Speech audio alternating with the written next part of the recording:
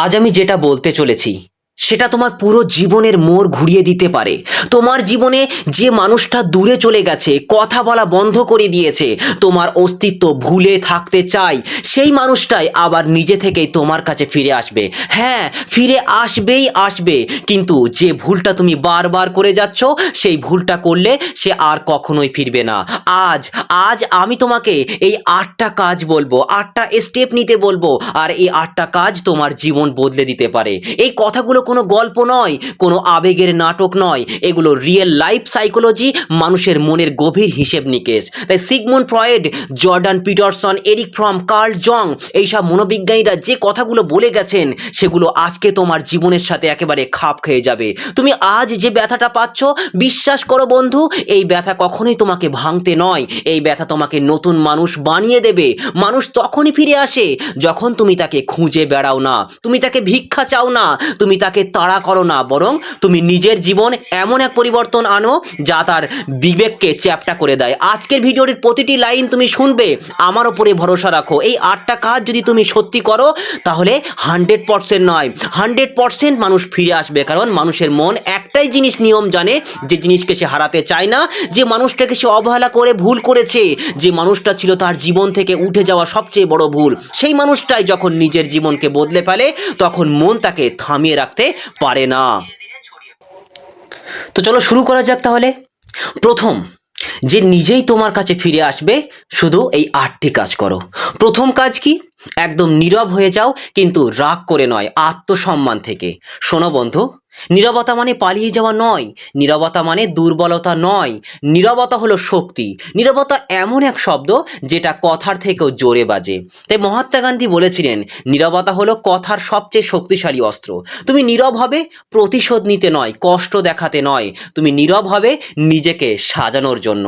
যখন তুমি চ্যাট করে করে নিজেকে ভিক্ষুক বানিয়ে ফেলো, যখন তুমি বারবার কল দাও, মেসেজ দাও, ব্যাখ্যা দাও, তখন তুমি নিজের মূল্য নিজেই কমিয়ে দাও।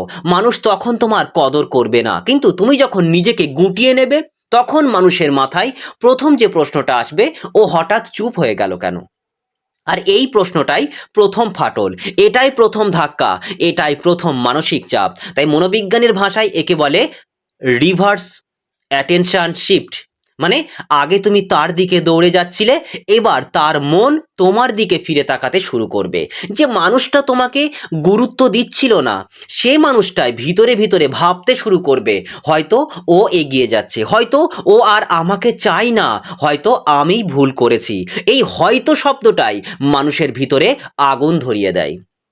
দ্বিতীয় স্টেপে কি করবে? তুমি নিজের জীবনে এমন ব্যস্ততা আনবে যাতে সত্যিই তার জন্য সময় না থাকে। হ্যাঁ বন্ধু, হ্যাঁ, শুধু দেখানোর জন্য ব্যস্ততা নয়, সত্যিকারের ব্যস্ততা। আর এটা তুমি নিজের জন্য করবে। মানুষ হারালে আমরা একটা ভুল করি, তাকে ফিরে পেতে নিজের জীবন বন্ধ করে দিই। এটা সবচেয়ে বড় ভুল। যদি তুমি নিজের জীবনকে থামিয়ে দাও, তাহলে সে কখনোই ফিরে এসে তোমাকে গুরুত্ব দেবে না। তাই দার্শনিক কার্ল জুং বলেছিলেন, মানুষ সেই জিনিসকেই অনুসরণ করে যেটা তার কাছে দুর্লভ। তুমি যখন নিজের জীবনে ফোকাস করো, নিজের কাজ, নিজের পড়াশোনা এবং নিজের ক্যারিয়ার, নিজের শরীর, নিজের অর্জন, তখন তুমি দুর্লভ হয়ে ওঠো। আর দুর্লভ জিনিস মানুষ হারাতে চায় না, এটাই মনোবিজ্ঞানের সত্য। তুমি নিজের জীবনে ব্যস্ত হয়ে গেলে একটা জিনিস ঘটে, সে ভাবতে শুরু করে, আমি কি আসলে ওর কাছে কোনো মূল্য রাখি? ও তো আমার ছাড়াই ভালো আছে। আর এই প্রশ্নটাই তার মনে অপরাধবোধ তৈরি করবে, এই প্রশ্নটাই তাকে তোমার দিকে টেনে আনবে। তৃতীয় স্টেপে তুমি কি করবে? নিজের মানসিক শক্তিকে বাড়াবে, নিজের দুঃখের ভিক্ষুক বানিয়েবে না। একটা সত্যি কথা বলি বন্ধু, মানুষ কাঁদতে থাকা মানুষকে ভালোবাসে না, মানুষ দুর্বল মানুষের দিকে আকৃষ্ট হয় না, মানুষ আকৃষ্ট হয় এমন মানুষের দিকে যে বলে, হ্যাঁ কষ্ট আছে কিন্তু আমি টিকে আছি।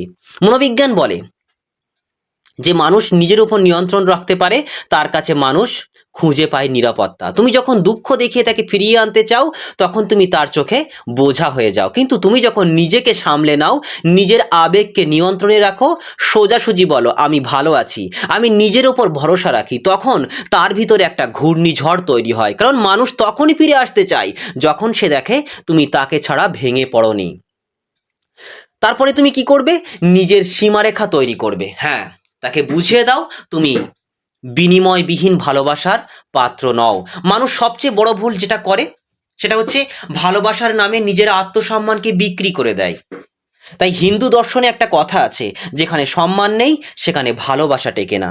যদি তুমি সব কিছু সহ্য করো, উপেক্ষা করো, অবহেলাকে সহ্য করো, রূঢ় কথা মানে বাজে বাজে কথা মানে হ্রাস করে বলা কথাগুলোকে সহ্য করো, চ্যাট করছে না তবুও তুমি সহ্য করছো, যখন ইচ্ছে হচ্ছে তখন ফোন করছে, ইচ্ছা হচ্ছে না ফোন করছে না, এটাকেও তুমি মানিয়ে নিচ্ছ, সহ্য করছো, কারণ না বলে দূরে চলে যাচ্ছে, এটাকেই তুমি সহ্য করছো, তাহলে তুমি তাকে শিখিয়ে দিচ্ছ তুমি যা ইচ্ছা তাই করো, আমি থেকে যাব। তাই না? তুমি শিখিয়ে দিচ্ছ তো যে তোমার যা ইচ্ছা তাই তুমি করো, আমি থেকে যাব তোমার কাছে।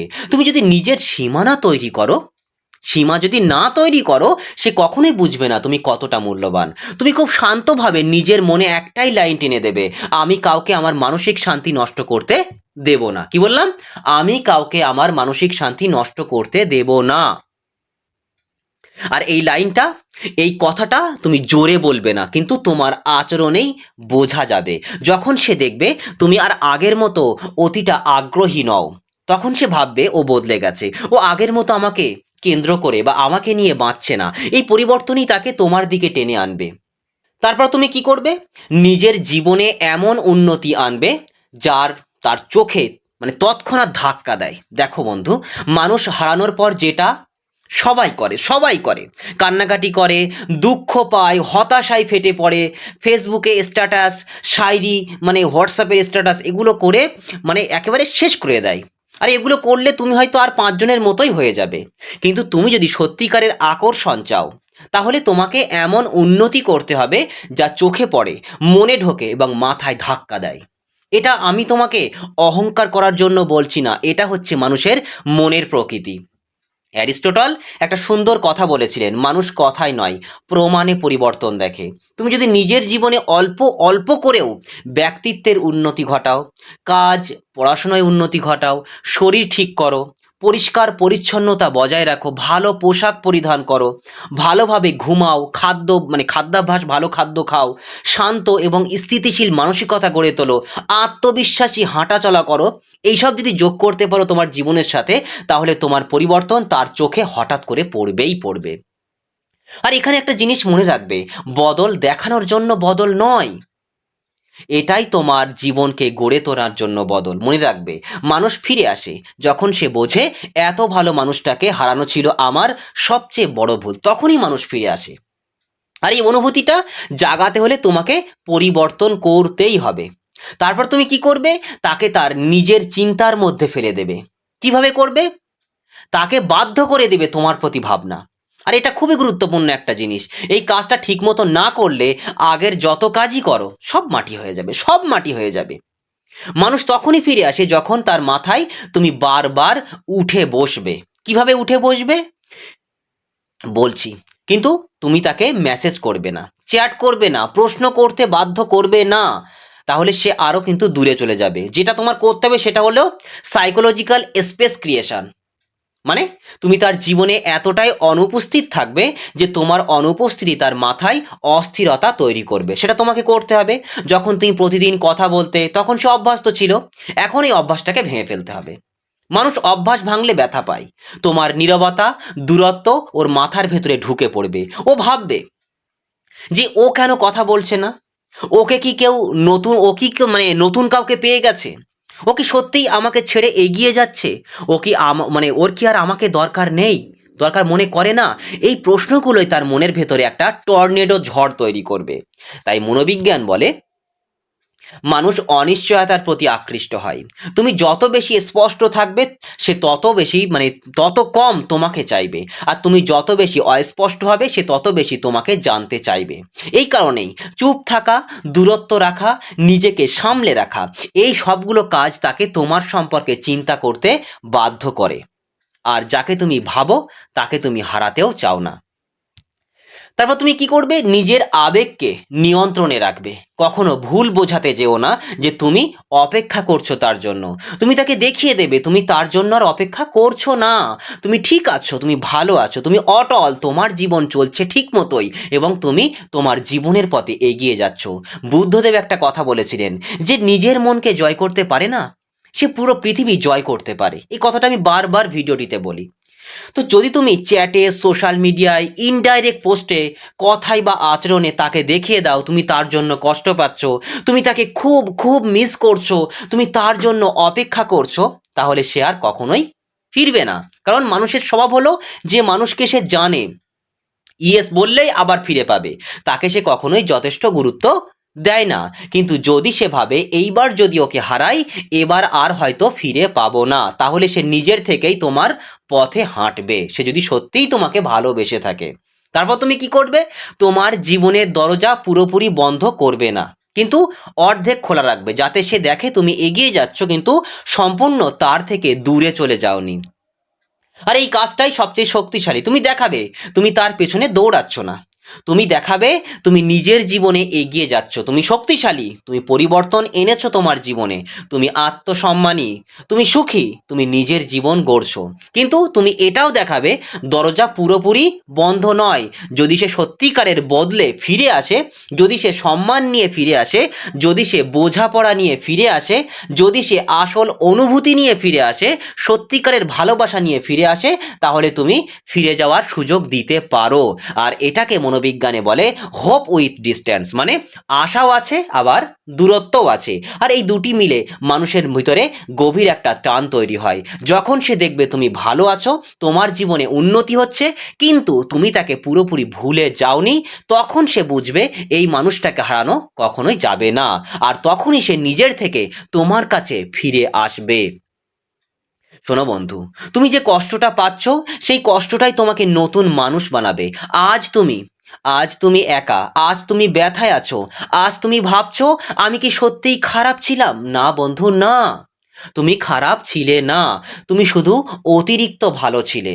আর পৃথিবীতে অতিরিক্ত ভালো মানুষদের বেশি কষ্ট পেতে হয়। কিন্তু মনে রাখবে, তুমি যখন নিজেকে বদলে ফেলবে, তোমার ভেতরের আগুন জ্বালিয়ে তুলবে, জ্বলে উঠবে, তখন পৃথিবীর কেউ তোমাকে আর থামাতে পারবে না। যে মানুষটা তোমাকে হারিয়েছে না, সে তার জীবনে একদিন এমন মুহূর্তে পৌঁছাবে যখন সে চুপ করে বসে ভাববে ওর মতো মানুষ আমার জীবনে আর আসবে না। আর তখনই সে নিজের থেকে তোমার কাছে ফিরে আসবে। কিন্তু তুমি এই ৮টা কাজ সত্যি সত্যি করো, অবশ্যই করো। মনে মনে নয়, দেখানোর জন্য নয়, অনুভব দিয়ে করো, অনুভূতি দিয়ে করো, মন দিয়ে করো। আমি যে কথাগুলো বললাম, কারণ মানুষ তখনই ফিরে আসে যখন তুমি তার জীবনের অভ্যাস থেকে বেরিয়ে এসে শিক্ষা হয়ে ওঠো। তুমি তার জীবনে একটা শিক্ষা হয়ে ওঠোই না, একটা সত্য হয়ে ওঠো, একটা আলো হয়ে জ্বলে ওঠো। আর যে মানুষ আলো হয়ে জ্বলে ওঠে তার দিকে মানুষ নিজেই ফিরে আসে। সো ভিডিওটি তোমাদের যদি কাজের মনে হয়, যদি ভালো লেগে থাকে, যদি তোমার জীবনে কাজে এসে থাকে, অবশ্যই একটা কমেন্ট করো, লাইক করো। সো নিজেকে ভালো রেখো এবং নিজেকে আগে ভালোবেসো।